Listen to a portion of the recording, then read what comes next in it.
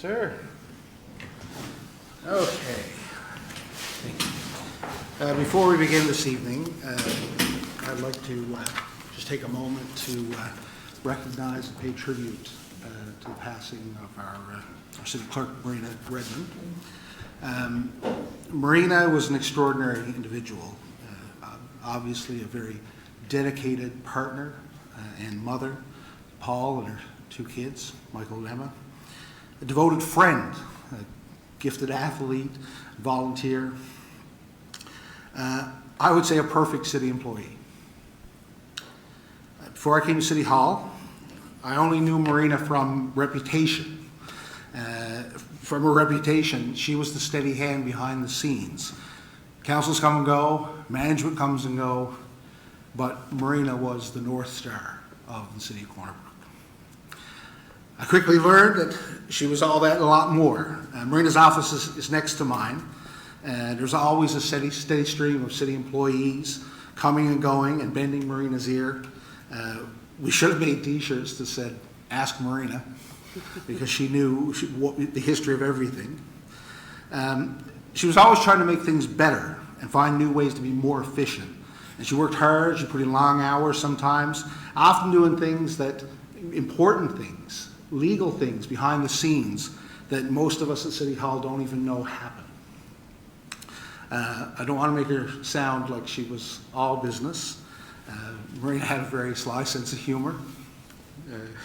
She loved talking about sports and Survivor.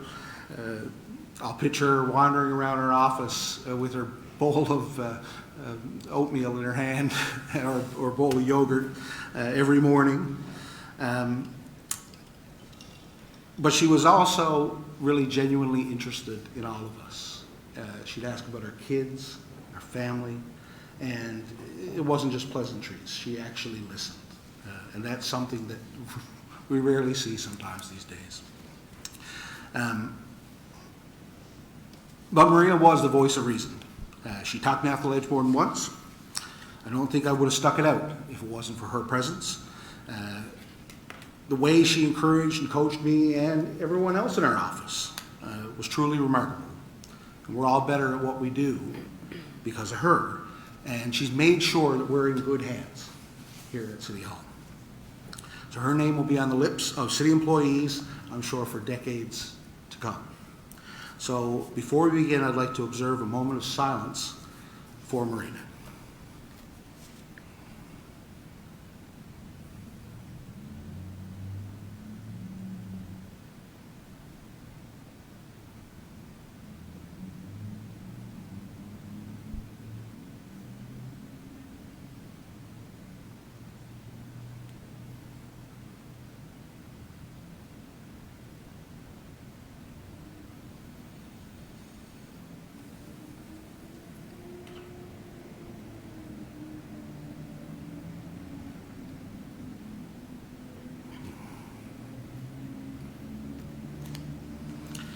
Okay.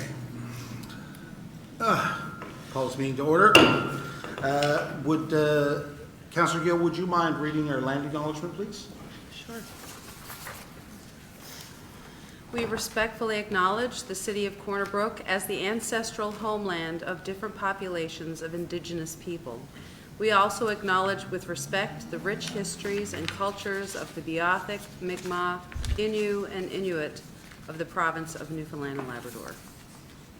Thank you very much. Would someone like to move the approval of the agenda, please? So moved, Mr. Mayor. Thank you. Seconder? Second, Mr. Mayor. Okay. All those in favor, say aye. Aye. Counterminded? Carried. We have minutes of our regular meeting on June the 19th. Would someone like to move the approval of the minutes? So moved, Mr. Mayor. Thank you. Seconder? Second, Mr. Mayor. Thank you. All those in favor? Aye. Counterminded? Carried. We also have some minutes from June 26th, the Committee of the Whole. Would someone like to move the approval of those minutes? So moved. Thank you. Seconder? Second, Mr. Mayor. Thank you. Anything there that we need to note? Okay. All those in favor, say aye. Aye. Counterminded? Carried. Do we have any business arising from the minutes? Nothing there. Okay. And proclamations. 1 second now, we catch up here. And get through the financial statements in our minutes. 1 second. There we go. Okay. Yes, so proclamations. July was declared Lung Cancer Awareness Month. Lung cancer being the leading cause of death among men and women in Canada, accounting for more deaths than colon cancer, breast cancer, and prostate cancer combined. Over 20,000 Canadians are expected to die of lung and bronchial cancer in 2023.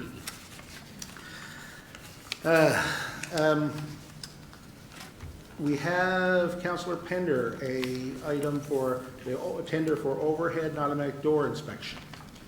Yes, thank you, Mr. Mayor. The City of Corner Brook requested bids for the inspection, service, and maintenance of overhead doors and automatic doors for various city buildings on an on-call basis. Tenders closed on June 13th, 2023, with one bid received from Western Lock, Inc. in the amount of $10,851.40, HST included, per annum. Proposed motion be resolved that the City of Corner Brook Council award contract number 2023-12 overhead and automatic door inspection service / maintenance to Western Lock, Inc. in the amount of $10,851.40, HST included, per annum. I so move. Thank you very much. Seconder on that one? Thank you. Questions on this item? Pretty standard one. straightforward. All right. Okay. No question. Oh, yes, sorry. Go ahead, Mr. Mayor, Charters. I see in the bid sheets that this is a 2-year contract, so that 10,851 would be for Okay. 2 years. It's for 2 years or it's per year? The total for 2 years is 10,000. Okay, that's not what it reads, yeah. No. No, okay. So it's actually like 5,400 per annum. Perfect, okay. Everyone clear on that? Yep. Okay. And we're okay there, Councilor Pender, with the motion still? Okay. Okay, okay, all those in favor say aye. Aye. Counterminded? Carried. Next, we have the Margaret Bowater cleaning contract. Councilor, yes, I'm in a conflict on this one. you're in conflict, and what's the nature of your conflict? I sit on the board of directors and it's on my Okay. disclosure form. Okay, thank you. Anyone object to that, or, okay? Okay. Now it's consent. You are off the hook on this one. So, Councillor Keeping, would you tell us about the Margaret Bowater cleaning contract, please? Thank you, Mr. Mayor. Umber Valley Employment Corporation has been responsible for cleaning the Margaret Bowater Park building since its reopening in 2011. The Umber Valley Employment Corporation is a community organization that collaborates with its partners to facilitate the inclusion of individuals with disabilities into the labor force. Maintaining cleanliness in the park is essential to ensuring an enjoyable experience for residents and visitors, and therefore these services are an important part of our operations at the park. Proposed resolution to approve the execution of the grant agreement with the Umber Valley Employment Corporation in the amount of $24,200 for cleaning service to the Margaret Bowater Park. I so move. Thank you. Seconder on that one? Second, Mr. Mayor. All right, thank you. Questions on this one? Yes, Mr. Mayor? Go ahead. What is the time frame? Is this a one-year contract? Again, I don't, Ms. Patton is not here, but would someone, Mr. Maestri, would you know the nature of this contract? I don't know offhand, Mr. Mayor. Okay.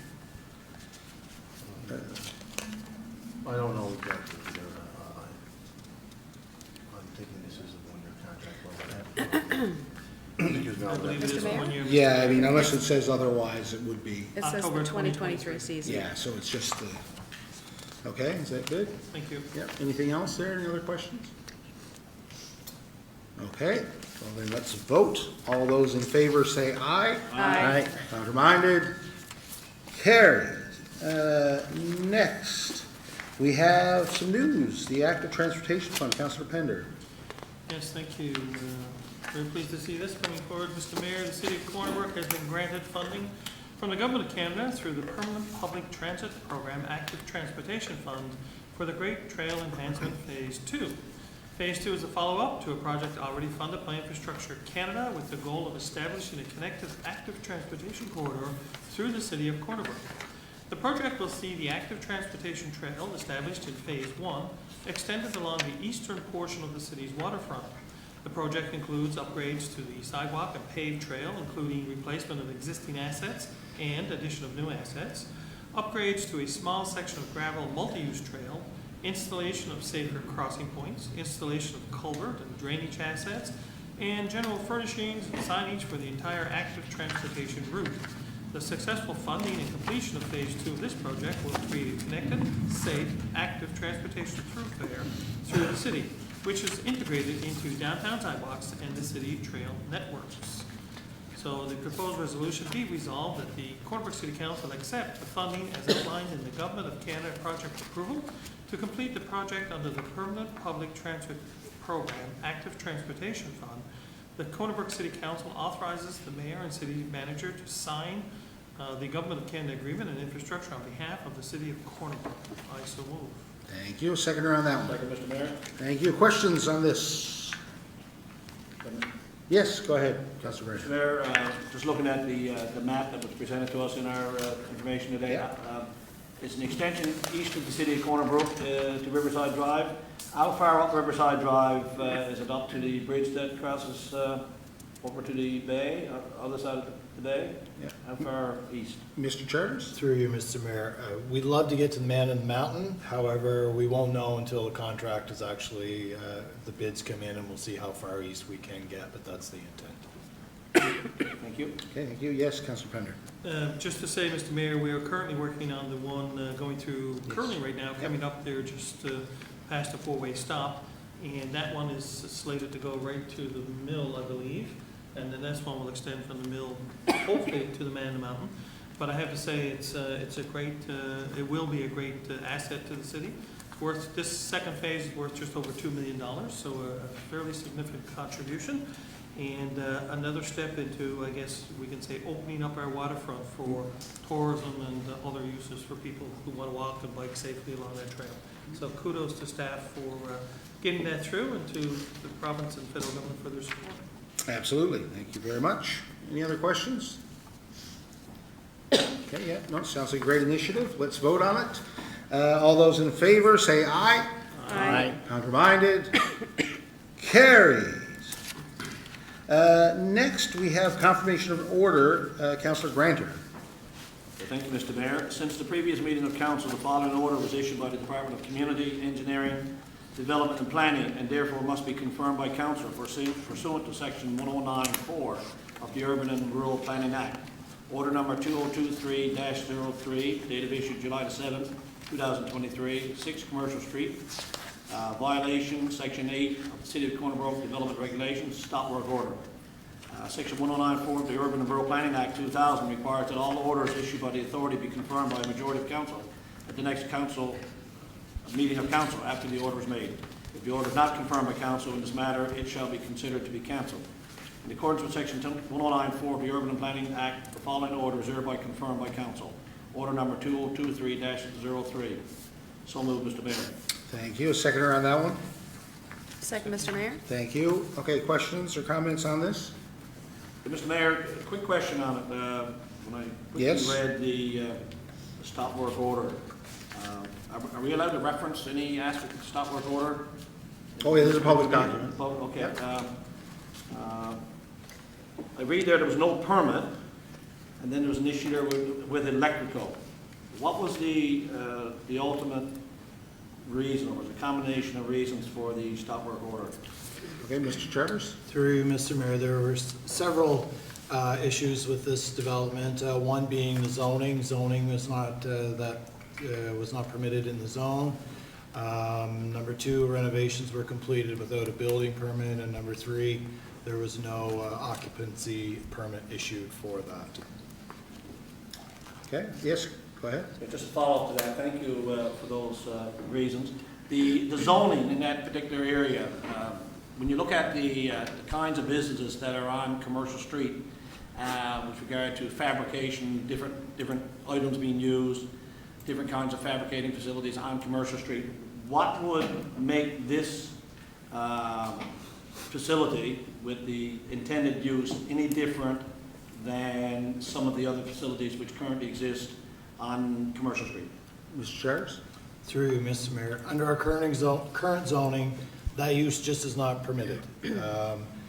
When you change the zoning of a large area such as Smithville, is in 2012, I believe, any existing businesses there would be what's called legal non-conforming.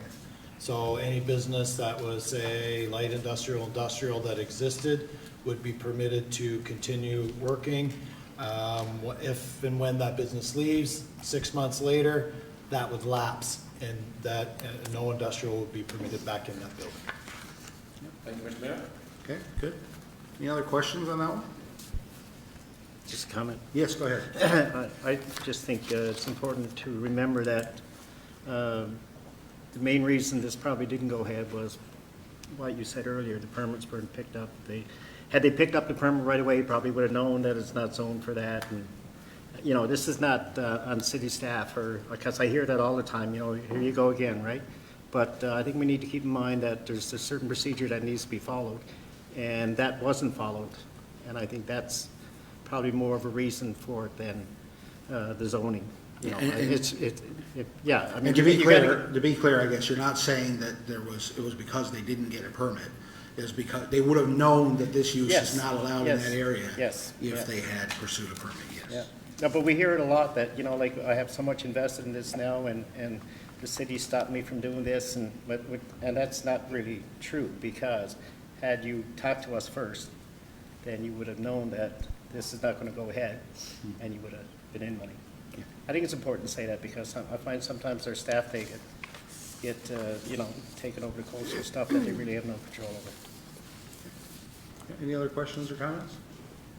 Yeah, I think it is important to note that, yes, and in my experience, staff do typically try to find ways for businesses to legally conduct their business. But unfortunately, in this case, in that area, since 2012, the zoning is such that light industrial use like that is not permitted. And we're not able to make a discretionary change either. We would have to make a development regulation change, or a zoning change to allow that, which is a process that we have to go through with the province, which would take 4 to 8 months probably. Would you say, Mr. Charters? Absolutely, or more. Yeah. So again, that's call. If you're going to start something, call, please. Yes, So Deputy that Mayor. is a possibility, that option is open for them to, That option is a possibility. Anytime anyone wants to change a zone or change a development reg, they can make application to that effect. Obviously, our staff evaluate those requests. There is an application fee for such a thing, and then it would have to come through council and go through the steps that we normally. So you'll see something go through 3 or 4 steps before it goes through consultation periods. It'll go through back to the province. It takes quite a while. And the idea is with zoning is that we do this on a rarely, so that we, you know, try to get it right. But occasionally we have to make changes, and then we are in the process right now of the complete overhaul. So again, council, I believe, has provided quite a bit of feedback to staff on what they want to see in the new city plan and the development regs. Which is great, and we will hopefully get that done within the coming months. So any other questions before we vote, just to confirm? This is again a procedural thing we have to confirm. So. Okay, so all those in favor say aye. Aye. Counterminded? Carried. Okay, Councillor Griffin, we have a discretionary use at 355 O'Connell Drive. Thank you, Mr. Mayor. For the overview, the City of Corner Brook has received an application to operate a chiropractic business from the property located at 355 O'Connell Drive, Corner Brook, NL.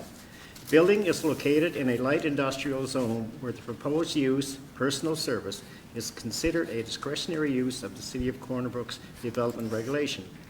On July 4th, 2023, the application was placed on the City of Corner Brook website and also was advertised in the local newspaper, giving the general public a chance to express any concerns they may have with this development. The city did not receive any response from the public on this application. Therefore, be it resolved that the Council of the City of Corner Brook, in its authority, approve the application for the proposed chiropractic business at 355 O'Connell Drive, Corner Brook, NL. I so move. Thank you. Seconder on that? Second, Mr. Mayor. Thank you. Questions on this one? Yes, Councilor Pender. I don't have a question on this in particular, just a question of personal use, personal, was that what it's called, personal use? Personal Personal service? services. I'm just curious because I think, isn't there or was there not in the same building like a hairdresser, salon type of thing? Just wondering, Yeah. I guess for clarification, a lot of times we look at zoning and what is discretionary and not discretionary and so on. And we see something in the building and say, you know, why is this now a discretionary use when you have something else there? And a lot of times it comes down to the definitions of what falls in each classification. So I just wondered if maybe Mr. Charters can expand a little more on that. Absolutely, Mr. Charters. He loves talking about zoning. I will have to find the zoning, and then I can update you on that.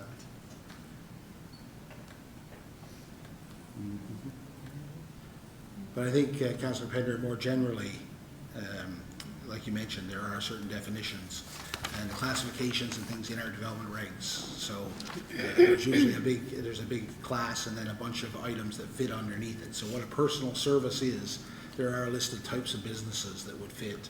And obviously, our staff are the experts on this, so we would always encourage anyone who has any questions, even before you file an application, to call down and ask. And they can tell you very quickly whether or not something would fit in a certain zone. Exactly. Absolutely. But yeah. And that was my point, I was getting. Yeah. Say, you know, sometimes you just call ahead of time and we can tell you before you rent a space or move into a space or agree to, that if you check first, you may avoid some hassles and so on and be able to move a little more quickly, and staff can help you with that. Yeah, absolutely. Clearly, I'm not an expert on this, and I would have to look it up to answer your question, so I apologize. It's not an issue, I just, you know, Yeah. wanted to make that point. Thank you. Yeah. Generally, we have stuff like that for light industrial in an area like that, which keeps, like, you know, I don't want to blame out, but garages, that kind of thing together. And then, you know, as opposed to having it just mixed, you know, so that mixed zoning would be something where it wouldn't be discretionary, it would be permitted. But we'll get some more clarification on exactly what's. Thank you. Okay, any other questions on that one before we vote? Okay, all those in favor say aye. Aye. Contraminded? Carried. And we have another discretionary use, home-based business. Deputy Mayor, 81 West Valley Road. Thank you, Mr. Mayor. Discretionary use, home-based business, 81 West Valley Road. City of Corner Brook has received an application to operate a home-based business office, wedding and event rental business from the dwelling located at 81 West Valley Road, which is located in a residential medium-density zone. A notice was delivered to residents in the immediate area of 81 West Valley Road, and as a result of this notice, no submissions were received. It is not proposed to have anyone visit the property. So the proposed resolution, be it resolved that the City of Corner Brook approve the application to operate a home-based business office from the dwelling located at 81 West Valley Road in accordance with Regulation 11, discretionary powers of authority. I so move. Thank you. Seconder on that? Second, Mr. Mayor. Okay, questions on this one? Nothing, seems pretty straightforward. Okay, all No. those in favor, say aye. No. Oh, sorry. No, I'm just reading through it. I don't really have an issue with it, but it's a wedding and event rental business, right? And it is not proposed to have anybody visit the property? What do you mean? Is that not like clients? That's like us, or? Yeah, I don't know, Mr. Charters, I guess the person could be operating from there, but whether or not they entertain clients there, I guess. Through you, Mr. Mayor, my understanding, it's all online or phone. There'd Okay, be no need perfect. for Yep, anybody okay. to drop in. Thank you. Okay? Yep. Okay, all those in favor, say aye. Aye. Contraminded? Carried. Okay, now, Councilor Gill, we have ICMA TV video proposal. Thank you, Mr. Mayor. Before I begin, I will say I took the liberty of looking up what ICMA stands for, because I don't think anyone at home is going to know what that is. I think, if I'm correct, it stands for International City and County Managers Association. Good. Excellent. Staff have received an offer from ICMA TV to profile the city of Corner Brook in the Thought Leadership broadcast at this year's ICMA annual conference, which I found is in Austin, Texas. Lucky Rodney. I should say Mr. Cumbie. They're excited by the work taking place in our city, and they believe that this will generate a huge amount of interest with the attendees of the ICMA annual conference and with the wider communities and businesses afterwards as well.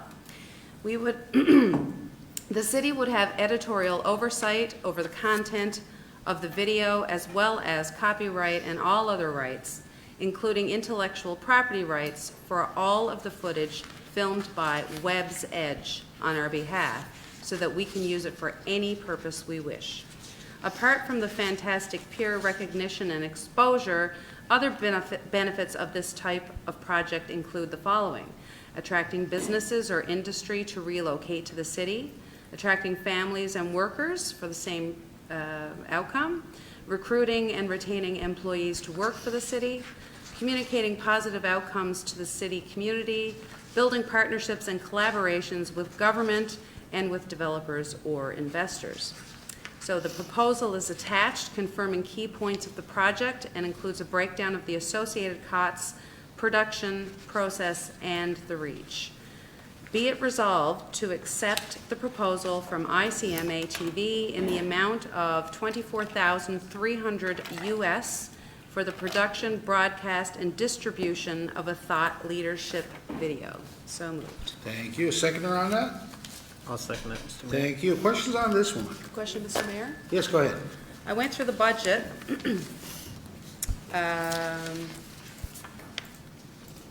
And, oh, wait. Okay, I'll do the budget question. I have two questions, if that's okay. The production costs. So they say that it's going to be a 1 to 10 hour a day shoot, or a 1 to 10 hour No, day yeah, shoot. I think it's one day. I think it's 1 10-hour day shoot. 1 10-hour day shoot. Oh, yes, you're right. The hyphen confused me. So, and it says all transportation and expenses for crew, and transportation and expenses is only $300. Is this company local that is going to be doing the filming? Mr. Mayor, the company that's doing this and overseeing it is not local, but their preference is to hire a local company to do this, to contract with them, and then, so that's how they will go about it. And Mr. Mayor, all the costs associated with hiring that company would be absorbed in the budget that we're already looking at now. Mr. Cummings? Yes, it would be. Okay, great. And my other question was, so it's going to be broadcast at this international conference, and it lists a number of vehicles where it will be showcased. I'm just wondering what the viewership numbers are. They don't seem to say, they say where it's going to go, but I don't, like, correct me if I'm wrong, but I don't see what the actual person reach is. Like, how many eyeballs are going to see City of Corner Brook? And also, will it be a captive audience? Hopefully captivated as well. But, or is it just going to be on the screen? I've been at conferences where they're showing videos and people are walking by and they're not really paying attention. Like, how many people, and are they going to seatbelt them in and make them watch it? And Mr. Cummings, yeah, tell us how you know you have some experience with this. Yeah, so you're right, it would be playing, in the conference, in the main convention and registration hall when you come in, along with maybe 5 to 7 other cities and towns. And also would be playing in your hotel room. So if you come and you see a lot of the hotel rooms, we'll have a guide at these conferences, and that guide will be taken over by things that are happening at the conference, and these videos will be playing through that. Now, albeit just you can click on something else and get away from it, but it would be there in the background in the hotels. But we don't see that as the major advantage. We see that video being ours going forward as the bigger advantage, that we can use that for our own marketing, you know, whether it's,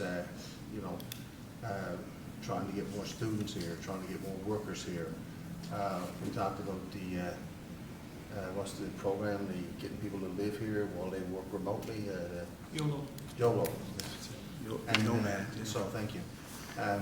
So, and that type of program, and I think, and we have full editorial license, so we can, you know, take pieces out of this and have it for ourselves. So that's, I thought it was a good opportunity to get this done for a very reasonable price, get some international exposure at the conference, and also have a tool that we can go forward for marketing as it states in the RFT. Thank you. Deputy Mayor, you had a question? Yes, I guess I'm trying to do the exchange rate here.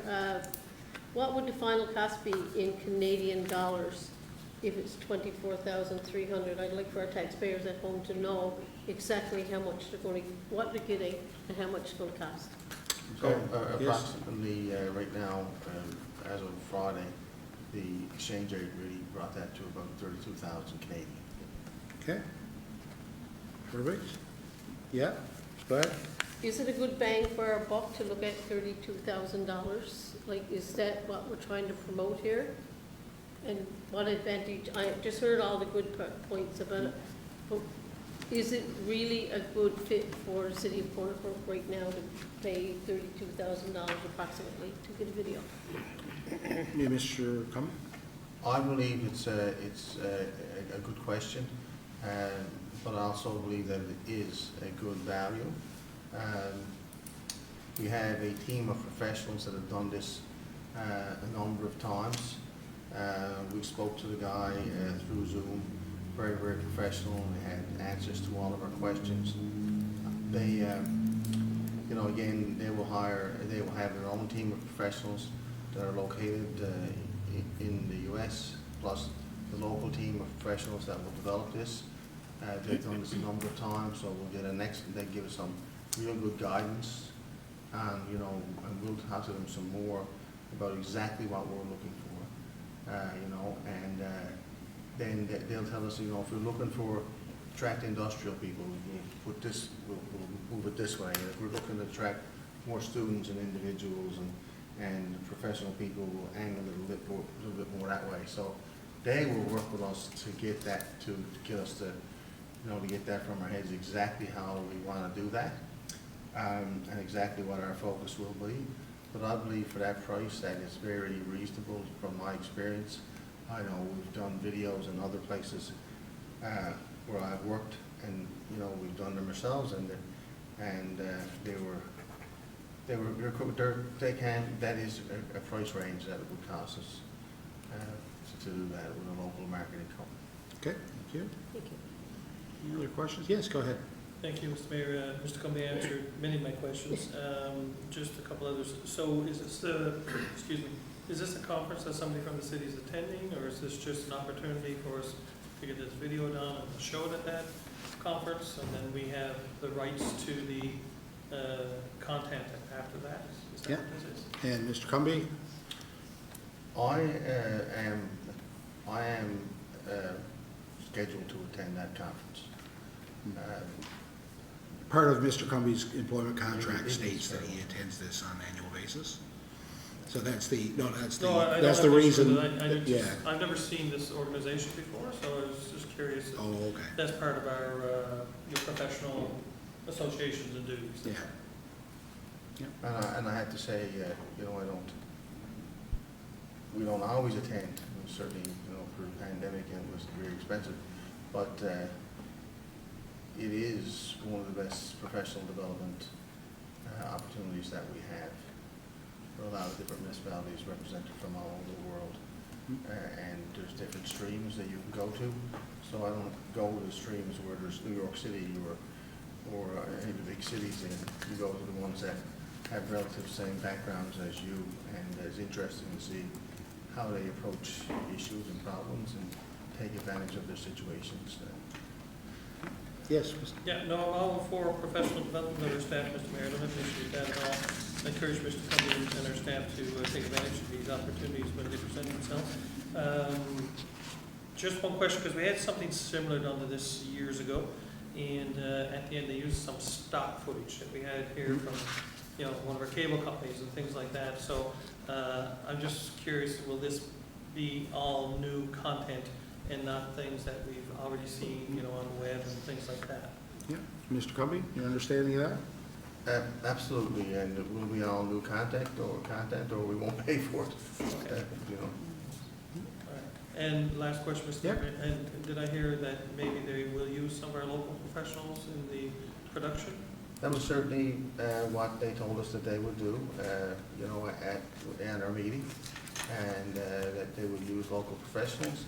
And so because he did ask about the availability, and I said, yes, there are companies that are doing that here. And he said, so if this makes it through your council meeting, you know, they would look for contact information.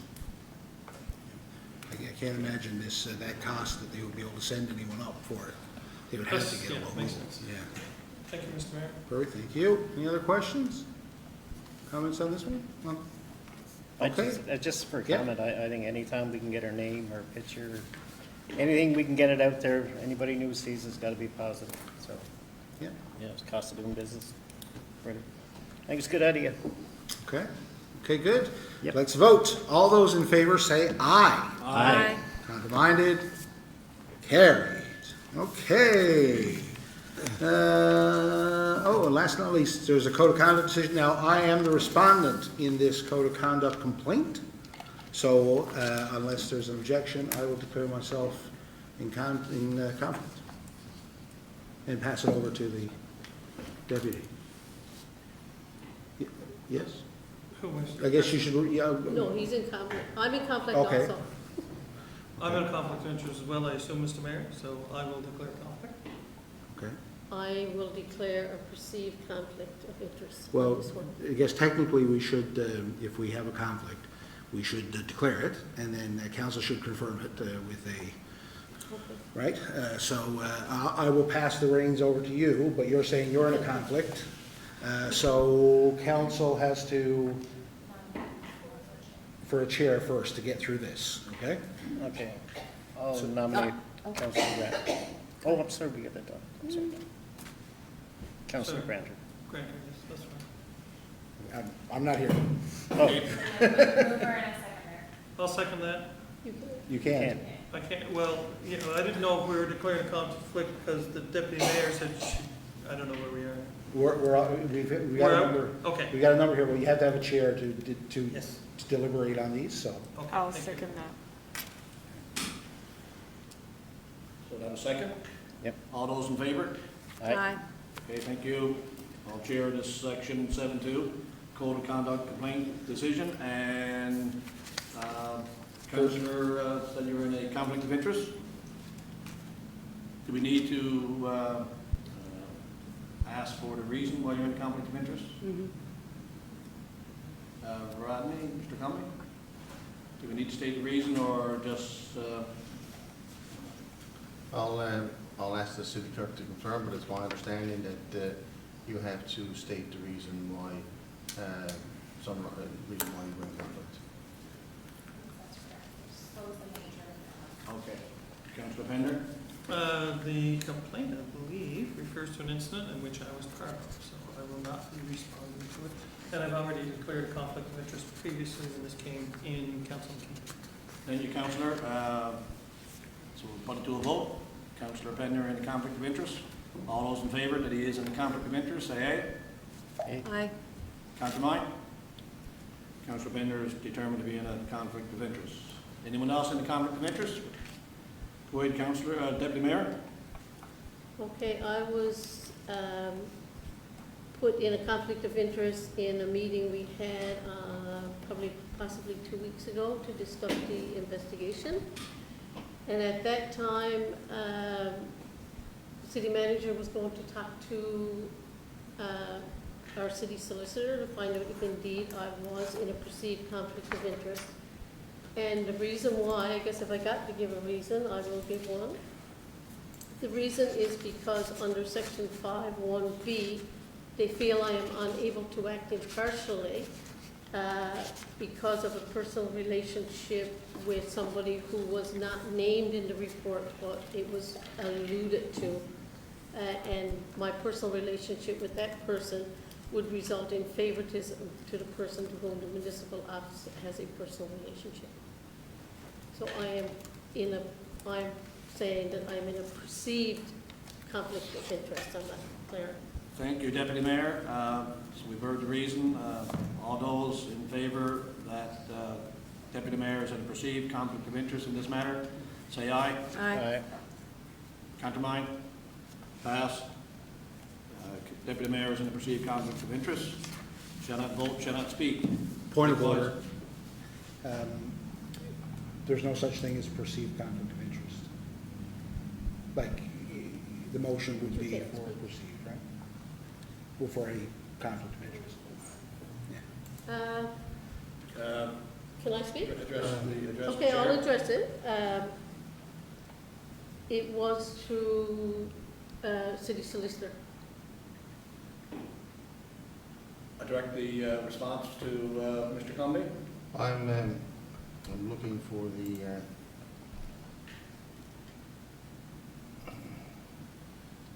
we have a document here from our city solicitor who said, and I don't know, there we go.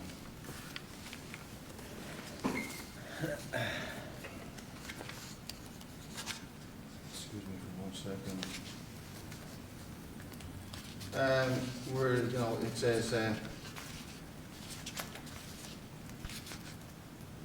I'll read the section from the city clerk, which from the city solicitor, which I had sent out to some. I took a look at the Municipal Code of Conduct Act, see excerpts attached. I would advise Councillor Hassan that you would be considered to be in a conflict of interest pursuant to sections 5(1)B and 5(3), so it's best to recuse yourself from that issue rather than potentially having another councillor file a claim against her. The penalties for conflict of interest are more severe than general disrespectful behavior types of infractions. In a worst case scenario, she could end up having her seat vacated, so best to err on the side of caution on this one. The test for sections 5(1)B, unable to act impartially, is not a subjective test. It's standard and is set out in 5(3) as where a reasonable person may conclude that the municipal official's personal relationship would result in favoritism to the person to whom the municipal official has a personal relationship.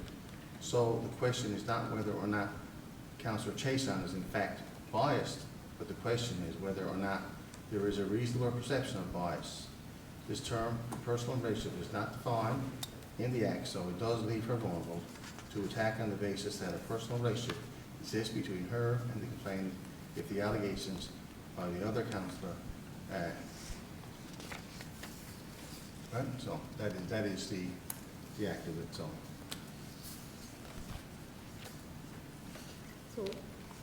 So I'm going to refer to the city clerk for direction. Do we need to, does Deputy Mayor Chachan need to remove the term perceived and declare for a vote of City Council that she's in a conflict of interest based on the direction from City Solicitor? The Act states that conflict of interest has to be disclosed, or should be disclosed. It doesn't specifically conflict of interest is disclosed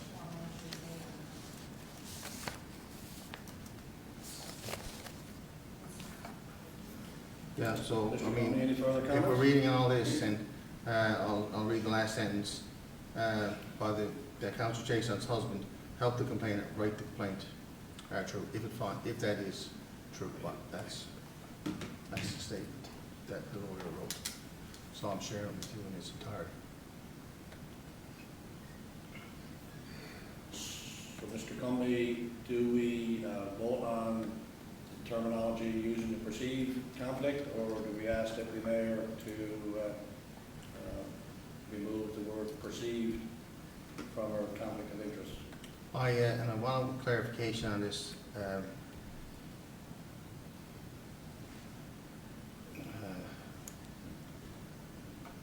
Because I want to give you a clarification. The report does not say Councillor Sheikh Salman's husband.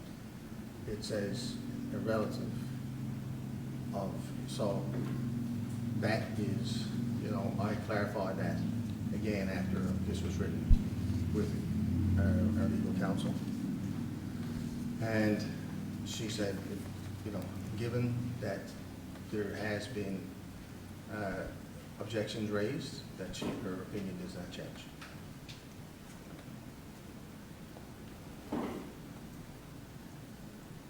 So council, the perceived, I guess the regulations suggest that, or are written, that we can't vote on a perceived conflict of interest, is what the city clerk was saying. We have to vote on either a conflict of interest or no conflict of interest.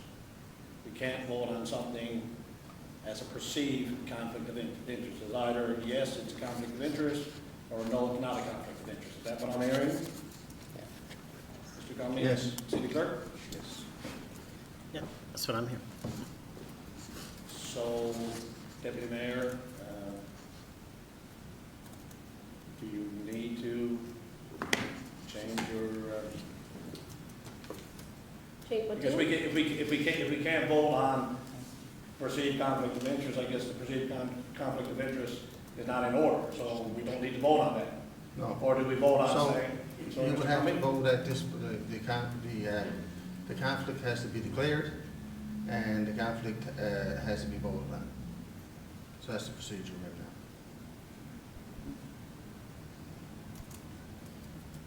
Deputy Mayor? Point of information, Chair, You're not supposed to speak. but it's a point of information. I'm asking whether or not I can clarify the procedural issue here. There's no such thing as perceived conflict of I interest. hear you, Yeah. It's just, you Mayor, have but to- I'm wondering if you can actually speak to this currently, and I don't think you can. We're trying to find a resolution here with regard to the statement by Deputy Mayor, whether it's a perceived or a real conflict of interest. So if we can't vote on the perceived conflict of interest, then it's back to Deputy Mayor to either declare a conflict of interest and allow council members to vote.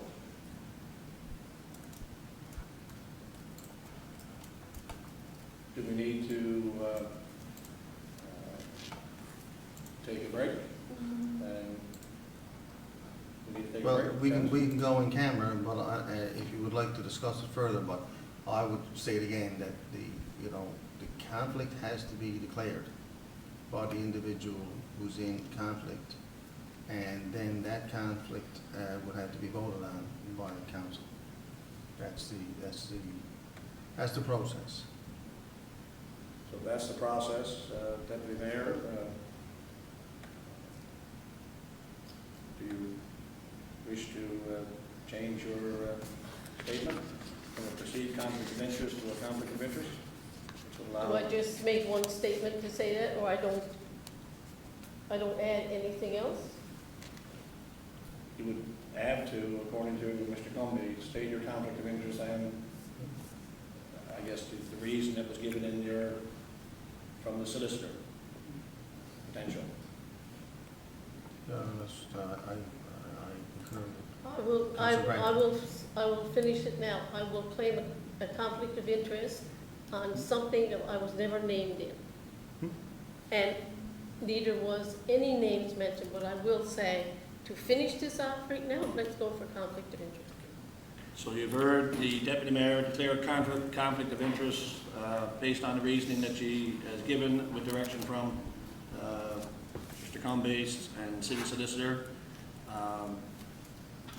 Any questions or comments, or take it to a vote? Just a comment. No, just a comment. I look at that as a protection for our deputy.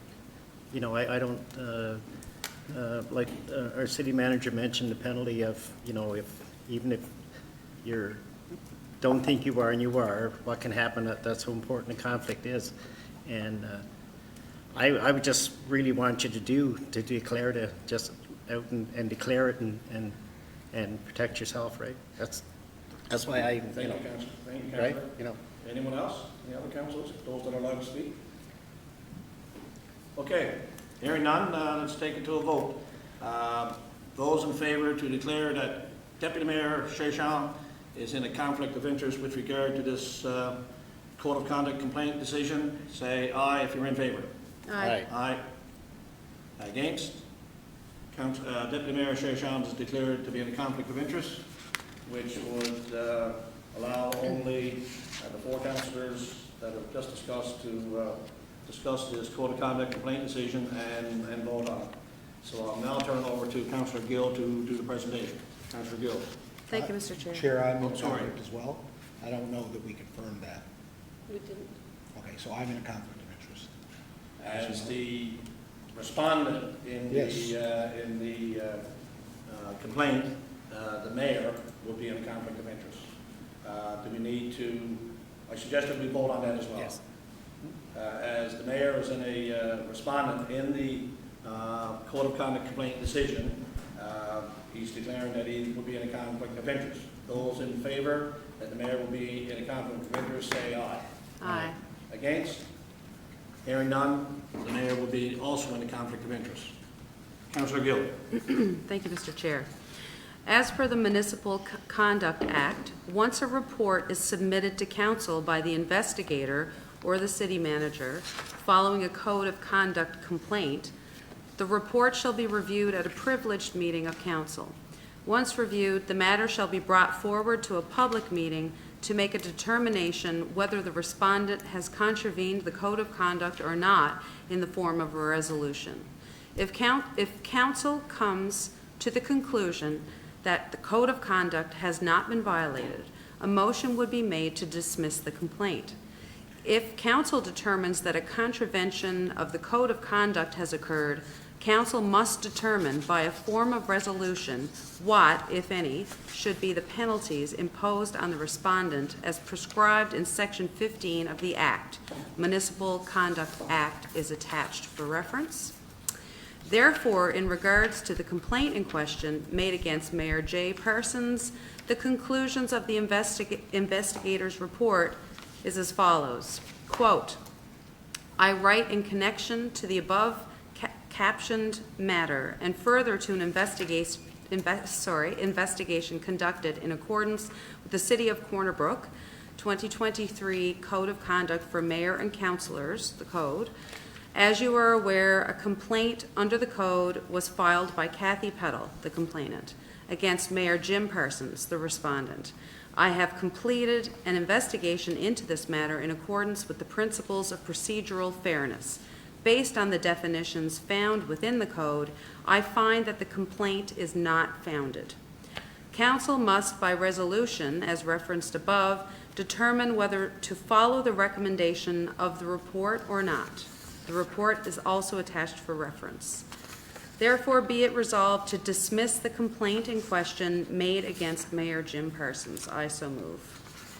Thank you, Councillor Gill. Do we have a seconder for that? Okay, go ahead. I'll second that. Any questions or comments? Commentary from anyone? I thought Mr. Chair, I thought the investigator was very thorough in his report, and I have no issue with the finding of the report. Anyone else? Was there a Go ahead, cost? go ahead, Councillor. I'm sorry, Mr. Chair. Is there a cost to that, to the city, to that report? Mr. Coleman, could you? Yes, there is a cost to this one, and there is a cost. I don't exactly know what it is right now, so I don't want to quote it.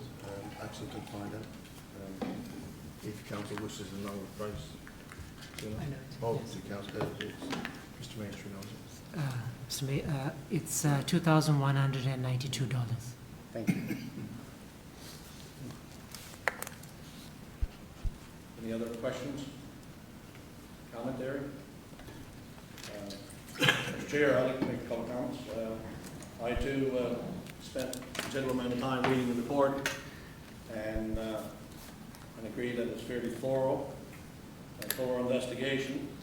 I don't necessarily agree with everything that was written in the report or all the details of it, but the conclusion that the adjudicator, or whatever term you wish to put on him, draws with the detail and the information that he presents with regard to the rules and regulations, seems to be pretty detailed. I found it somewhat interesting that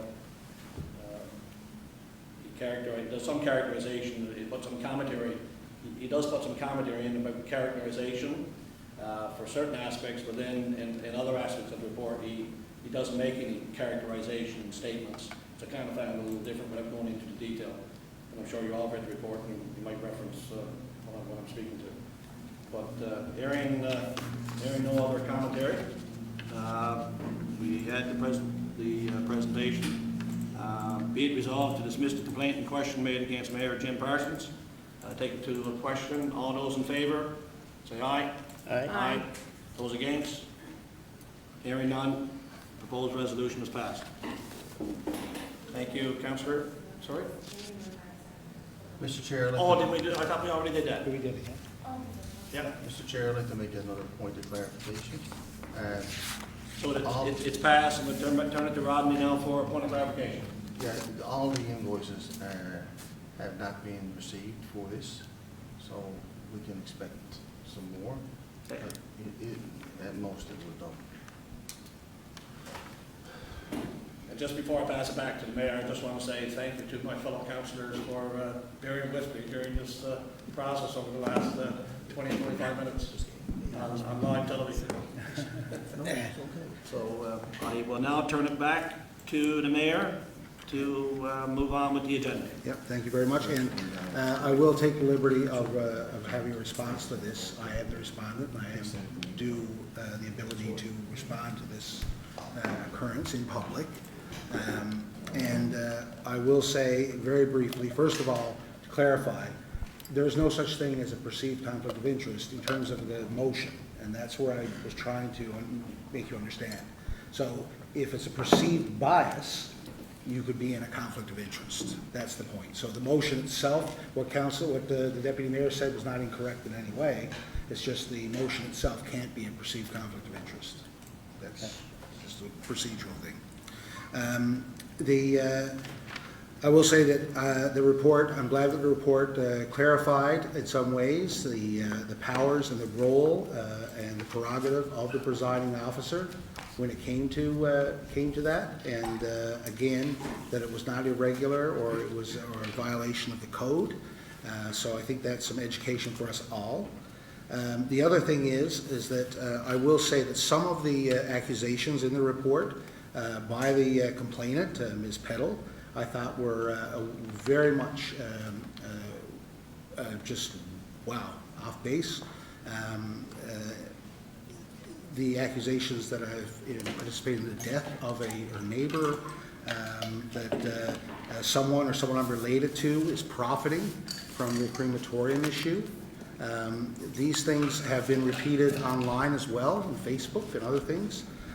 I think this is the reason why a lot of good people don't run for politics, unfortunately. And I think, though, that I would also say that some of council has encouraged this, either directly or indirectly. This crematorium issue has plagued this council. It was decided on by the previous council. This council has no legal ability to go back and change that decision. And we've been told that numerous times by our legal counsel. Again, Ms. Peddle has been told this through, again, our communication with her. But she refuses to believe it and adds a lot of the blame on me personally, I feel. And it's been largely because we've batted around that issue in different ways through this council, and we need to move on. And so anyway, I find this whole thing very disheartening. I find the cost to taxpayers for issues that come up in public meetings that we are filing complaints about. It's there to protect people. It's not to protect people from public meetings. And so these last two complaints have been regarding public meeting conduct, and I really hope not to see it. The other thing is, in terms of council involvement, there has been this, there was a lot of reference to the rules of procedure in this complaint. I don't know, clerk, are the rules of procedure publicly available? They're not on our website, they're not anywhere. So the only ones that I know of that have copies of the rules of procedure are council. So again, it leads me to believe that somewhere along the line that it was something from council somewhere that landed up in hands. And I'm not going to accuse any individuals and who would have passed them on, but there's clearly a chain of custody here for this information.